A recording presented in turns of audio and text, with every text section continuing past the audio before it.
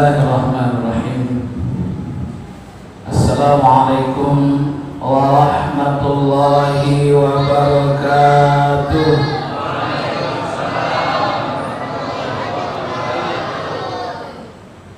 Alhamdulillah, alhamdulillahil malikil hakim, al-azizir rahim, alladzi khalaqal insana fi ahsani taqwim wa fatara as-samawati bi qudratihi wa dabbara al-umura bi hikmatihi wa ma khalaqatul janna wal insa illa bi ibadatihi. Amma ba'du. Qalu subhanaka la ilma lana illa ma 'allamtana innaka antal alimul hakim. La hawla wa la quwwata illa billahil aliyyil azim. Pertama-tama marilah kita senantiasa bersyukur kepada Allah Subhanahu wa taala dan senantiasa kita mengucapkan alhamdulillahirabbil alamin. Bersalawat kita kepada Nabi kita Muhammad sallallahu alaihi wasallam. Allahumma shalli ala sayyidina Muhammad wa ala ali sayyidina Muhammad. Yang kita muliakan dan kita hormati seluruh anggota pengurus Masjid Nurul Huda, betul. Soalnya banyak, ada Nurul Huda, ada lagi apa? Al-Huda, Baitul Huda, banyak sekali. Jadi kalau ada yang salah, wajar karena hudanya banyak. Ada juga di sini Ustadz Huda, Ustadz Hada ya, salah ya. Ustadz Kiai Hada ya. Yang kita hormati dan kita sayangi seluruh jamaah Masjid Al-Huda, Nurul Huda, salah lagi ya. Seluruh jamaah Masjid Nurul Huda yang kita sayangi dan kita hormati, para alim ulama, para guru-guru kita, asatiz dan asatizah kita, dan seluruh yang hadir pada malam hari ini. Marilah kita sama-sama doakan semoga kita semuanya dipanjangkan umur oleh Allah Subhanahu wa taala. Mudahkan rezeki kita oleh Allah Subhanahu wa taala dan Allah sehatkan badan kita. Terhadap keluarga-keluarga kita, semoga Allah jadikan keluarga kita keluarga yang sakinah, mawaddah, warahmah. Juga kita tak lupa mendoakan anak-anak kita, semoga anak-anak kita menjadi anak yang soleh dan solehah, berguna bagi nusa dan bangsa serta agamanya.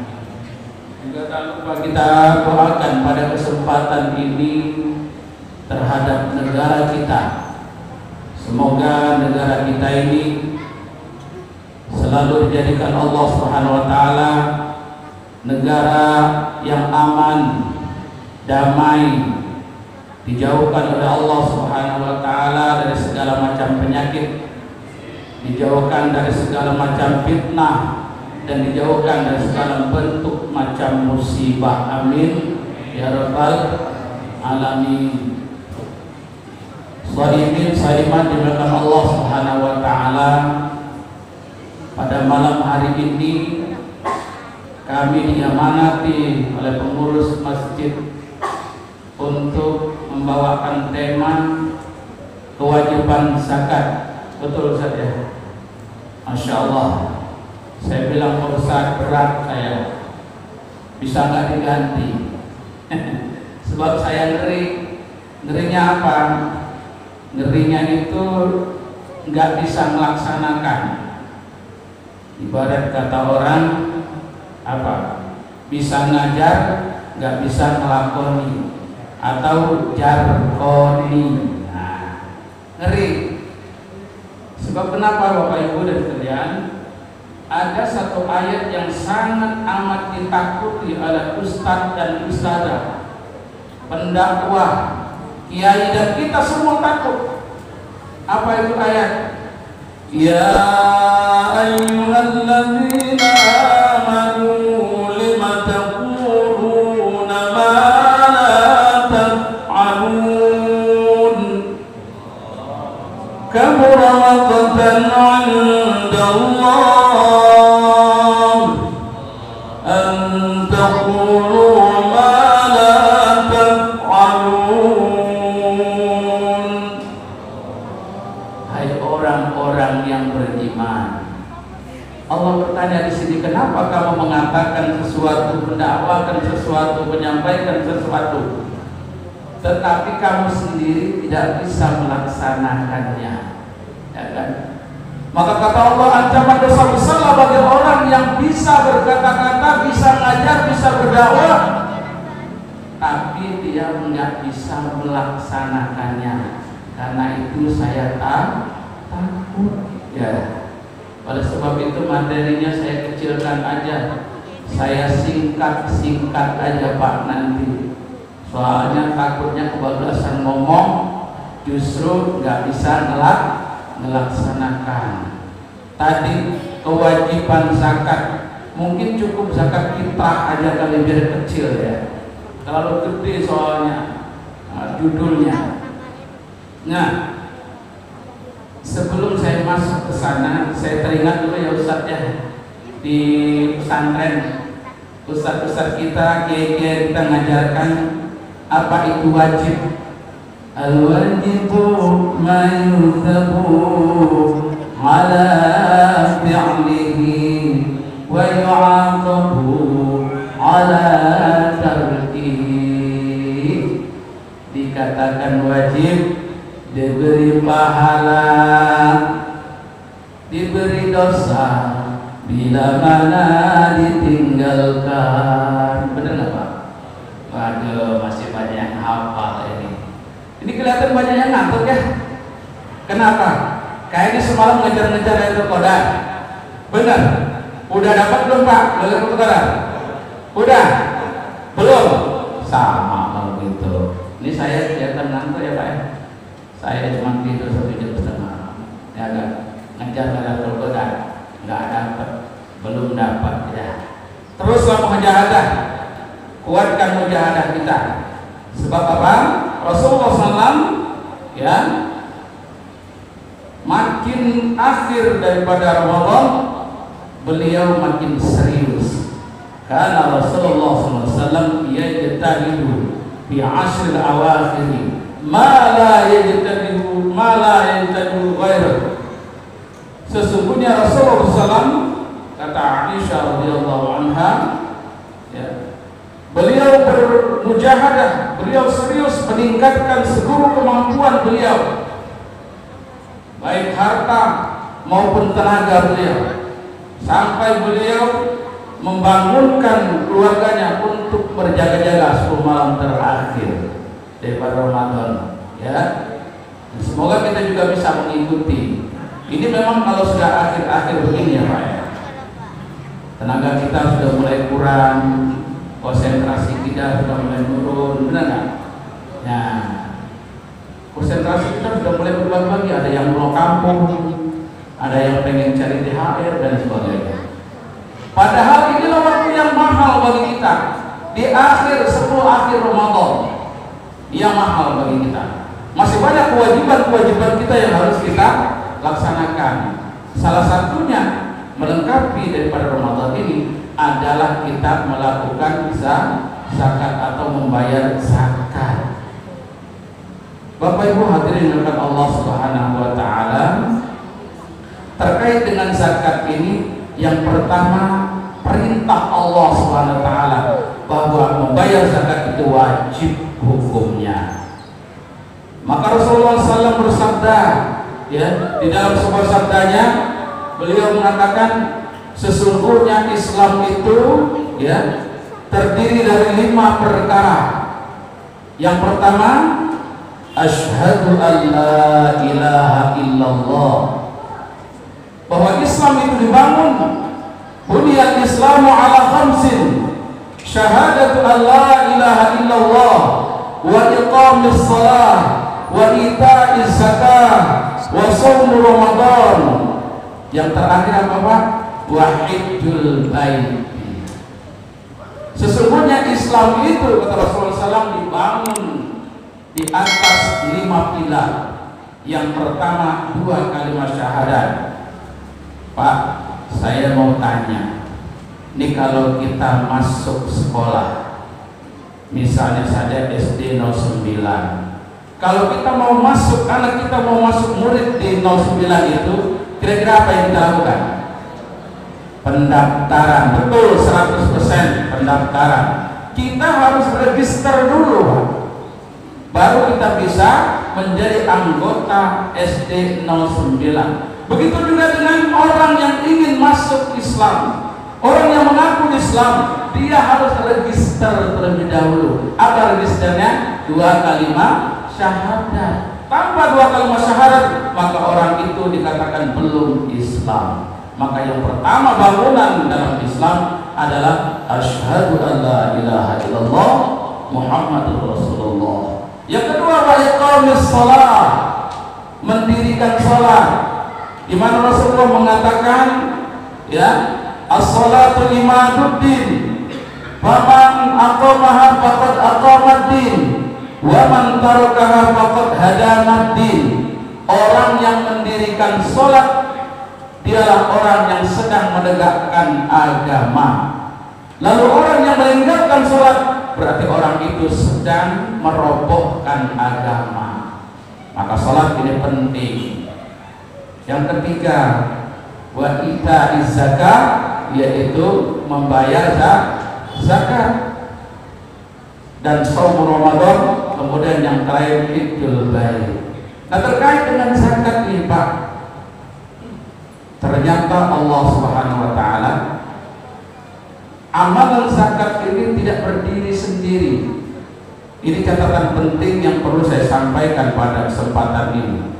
Ternyata amalan zakat ini bukan amalan yang berdiri sendiri, tetapi dia ada hubungan sebelum dan sesudahnya. Apa hubungan antara zakat dengan salat? Dalam banyak ayat, Pak, saya baca, ternyata Allah catatkan dalam Al-Quran sebanyak 82 kali diulang oleh Allah SWT. 2 kewajiban ini dipasangkan oleh Allah SWT, antara lain wasta'inu bis-sabri was-salam. Oh, bukan ayat sebelumnya ya.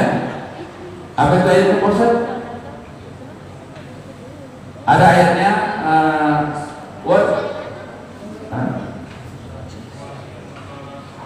wasta'inu wasta'inu selanjutnya, sebelumnya itu ya, ayat yang sebelumnya.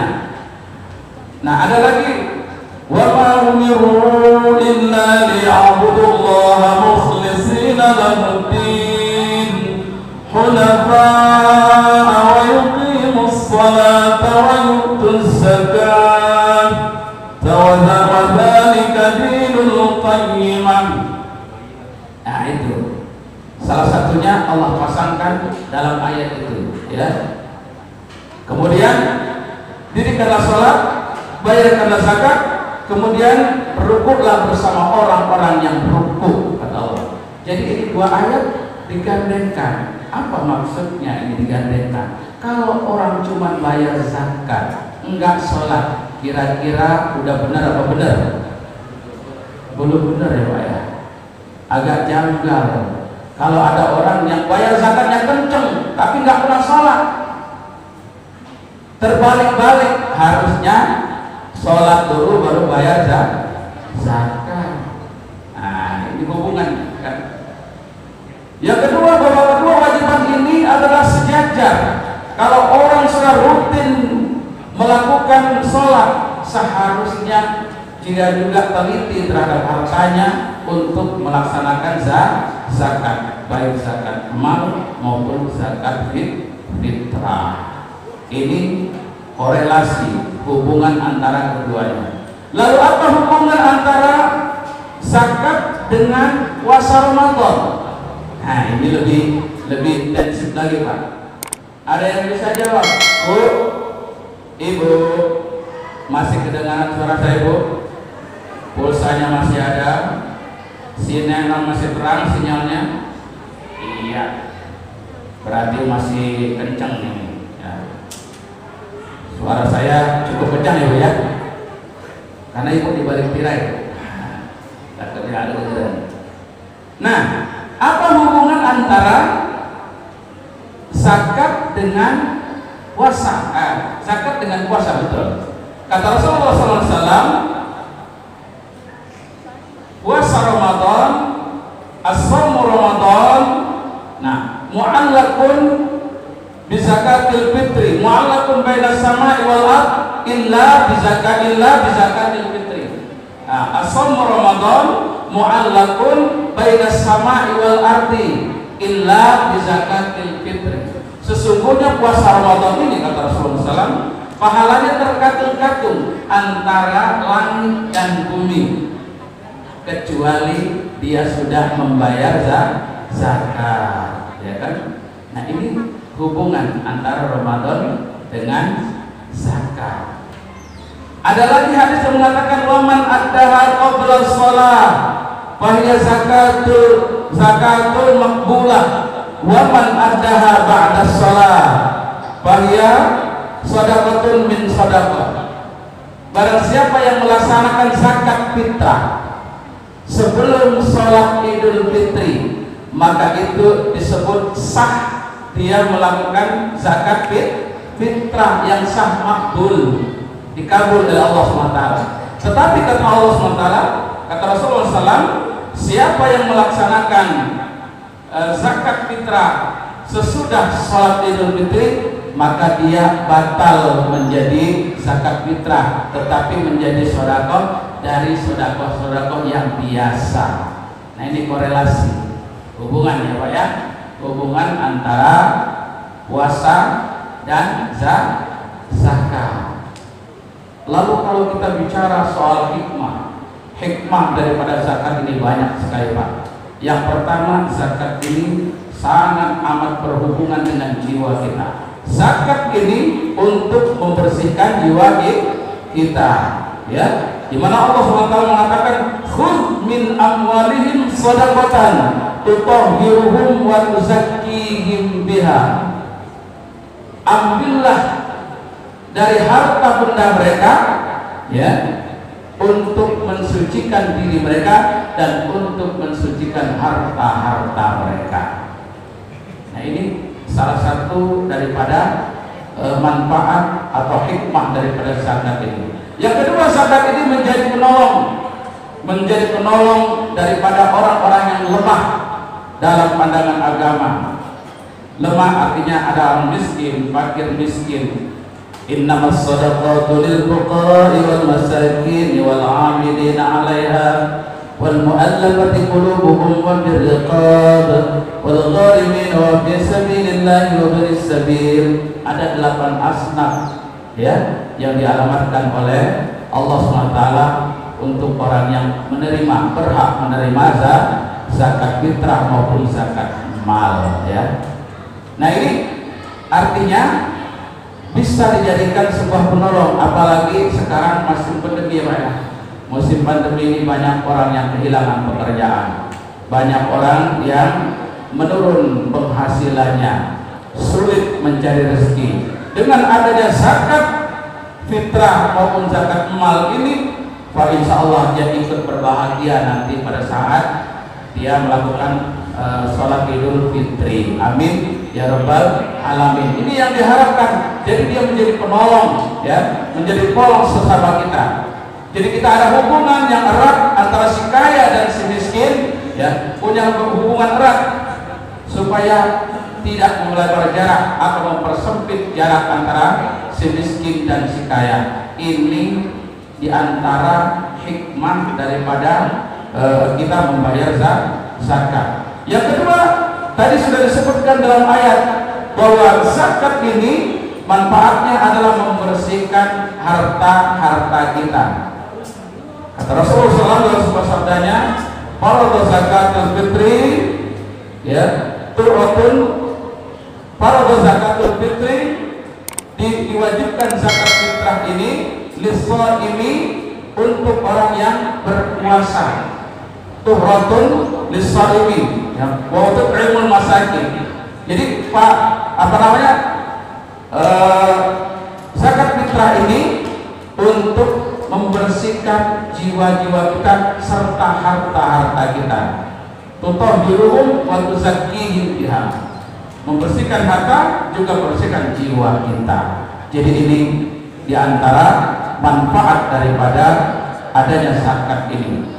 Lalu yang lain, hikmah yang lain, atau dalam ayat yang lain Allah juga mengatakan bahwa zakat fitrah ini gunanya adalah untuk sosial, untuk kebutuhan sosial.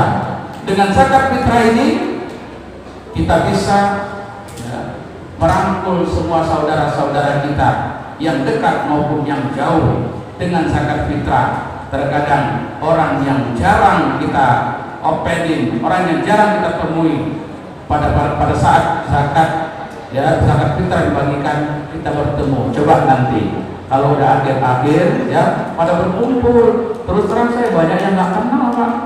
Ya ketika saya menjadi panitia zakat fitrah, banyak yang nggak kenal saya, orang yang hadir itu. Artinya apa? Ini ada makna terselubung di sini. Orang yang jarang kita temui itu justru kita bisa bersilaturahim dengan adanya zakat fitrah ini. Nah, yang terakhir ingin saya sampaikan Bapak, sebetulnya zakat fitrah ini murah kalau seandainya kita lihat dari banyaknya rezeki yang kita terima selama 1 tahun. Zakat fitrah ini untuk mensucikan diri kita selama 1 tahun. Kalau dibandingkan dengan rezeki yang kita terima 1 tahun, zakat fitrah ini kecil, murah ya Pak ya. Yang mahal apa Pak? Yang mahal apa? Zakat mall ya, bukan zakat mal. Yang mahal zakat mall. Lihat di mall-mall, Masya Allah tadi sore saya ke mall padat, nggak bisa jalan, udah nggak ada pakai masker apa ya. Ternyata yang lebih mahal itu zakat mall, sehingga orang-orang tidak memperhatikan lagi zakat malnya. Zakat malnya justru pindah sana ya kan, harusnya disetorkan kepada panitia, justru dipakai sendiri. Nah, meskipun kecil, meskipun murah, masih banyak juga yang tidak mau bayar zakat. Karena itu zaman Nabi dipaksa. Abu Bakar, Umar, Utsman disuruh untuk mengambil ke rumah-rumah. Panitia sudah dibentuk, sanggup ngambil ke rumah? Sanggup Pak? Seperti zaman Rasulullah dijemput ke rumah-rumah, berat ya Pak ya. Makanya nggak ringan menjadi panitia zakat kita, berat. Harus dijemput. Khudh min amwalihim. Perintahnya ambil itu zakat, bukan diantarkan ya. Tapi yang ngantarkan berarti hatinya sudah lembut, sudah ngerti dengan hukum, harusnya diambil ya. Bagi orang yang masih membangkang, maka Allah SWT ancam dengan azab yang sangat amat pedih. وَالَّذِينَ يَكْنِزُونَ الذَّهَبَ وَالْفِضَّةَ وَلَا يُنْفِقُونَهَا فِي سَبِيلِ اللَّهِ فَبَشِّرْهُم بِعَذَابٍ أَلِيمٍ يَوْمَ يُحْمَى عَلَيْهَا فِي نَارِ جَهَنَّمَ فَتُكْوَى بِهَا جِبَاهُهُمْ وَجُنُوبُهُمْ وَظُهُورُهُمْ هَذَا مَا كَنَزْتُمْ لِأَنفُسِكُمْ فَذُوقُوا مَا كُنتُمْ تَكْنِزُونَ. Kata Allah SWT dalam ayat ini, orang yang hanya pintar mengumpulkan harta benda berupa emas dan perak, wala yunfiqunaha fi sabilillah, tetapi dia tidak menginfakkan, nggak mau zakat, nggak mau sedekah di jalan Allah SWT. Fabashshirhum bi'adzabin alim, kasih tahu kata Allah, kasih kabar gembira bi'adzabil alim, azab yang sangat amat pedih, yang sangat dahsyat. Apa itu bentuknya? Yauma yuhma 'alaiha fi nari jahannam, nanti di akhirat di neraka jahannam, harta-harta itu berupa emas dan perak itu akan dipanaskan oleh Allah SWT sehingga semuanya meleleh, hancur lebur. Setelah hancur lebur, dimasukkan satu tempat, disetrikakan ke dahi-dahi kita yang tidak mau bayar zakat, disetrikakan ke lambung kita, ke perut kita, ke belakang kita, ke paha kita, semua disiramkan oleh Allah SWT sehingga rontok semuanya oleh harta kita sendiri. Pada saat kita sedang menderita, sedang menjerit begitu, maka Allah melalui malaikat-malaikatnya, hadza ma kanastum li anfusikum fadhuqu ma kuntum taknizun. Fulan bin fulan, ini dia harta yang belum kau kumpul-kumpulkan di dunia, yang mana dulu hak miskin, hak fakir miskin, haknya orang duafa, haknya para janda, hak para kuda dan lain sebagainya, orang-orang yang membutuhkan di dalam Allah SWT, tidak engkau berikan, engkau pegang sendiri, engkau simpan, engkau tabung. Sekarang rasain. Fadhuqu ma kuntum taknizun. Rasakan, kata Allah SWT, apa yang dulu engkau simpan-simpan itu. Nah, na'udzubillah summa na'udzubillah, kalau itu masih terjadi pada kita, maunya sekarang ya, ayo kita berubah, ayo kita muhasabah ya, kita lihat harta kita yang ada, udah sampai nisabnya apa belum ya, dihitung-hitung udah setahun apa belum ya, sampai enggak nisabnya ada ukuran tersendiri ya, dan ukuran-ukurannya nanti diteruskan oleh Kiai Hada ya, karena banyak sekali itu kualifikasinya. Untuk zakat fitrah saja saya lihat banyak sekali kualifikasinya. Untuk zakat fitrah ada yang mengatakan ulama 2,5 kg cukup, ada yang mengatakan 2,7 seperti Imam Syafi'i ya, Imam Ahmad. Lalu ada juga yang mengatakan apa? Zakat kita itu 2,8.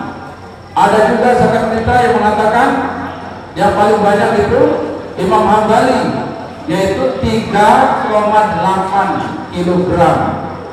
Karena pada waktu itu dia ukurannya so'an bin tamar, satu sok dari kurma, bukan gandum. Kurma itu ditimbang lebih kurang 3,8 kilogram satu sok itu. Kalau mau diuangkan boleh, tapi dengan ukuran kurma. Kalau kurmanya itu sekilo 50.000, 4 kilo sedang itu 200.000 rupiah kalau mau diuangkan. Itu kalau menurut Imam Hambali. Makanya banyak sekali kualifikasinya. Tetapi kita kebanyakan kita menuruti apa? Menuruti pemerintah. Di sini berapa Pak? 2,8? Apa 3,5 liter ya? Sama dengan kita 3,5 liter. Apa? Pada umumnya begitu. Kita ikut yang umum saja. Pemerintah sudah mengkaji jauh lebih hebat daripada kita ya, jauh lebih berilmu dari kita, tinggal menikmati saja. Bapak Ibu hadirin saya bersama dengan Allah SWT, mungkin ini sedikit saja yang saya dapat sampaikan. Di sana sini masih banyak kekurangan, saya mohon maaf, dan kepada Allah mohon ampun. Billahi taufiq wal hidayah. Wassalamualaikum warahmatullahi wabarakatuh.